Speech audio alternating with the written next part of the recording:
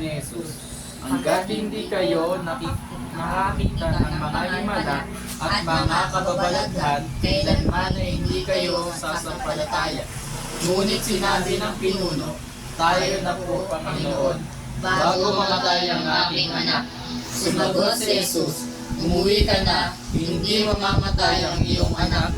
Naniwala ang lalaki sa sinabi ni Jesus, at umuwi na nga siya. Sa daan pa lamang ay sinalubong siya ng kanyang mga alipin at sinabing gumaling na ang kanyang anak.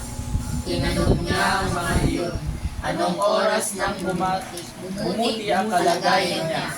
Alauna po kahapon nang siya'y mawalan ng lagnat, tugon nila.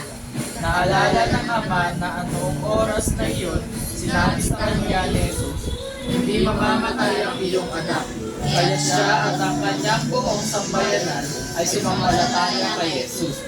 Ito ang pangalawang himalang ginawa ni Jesus sa Galilea pagkagaling mula sa Judea.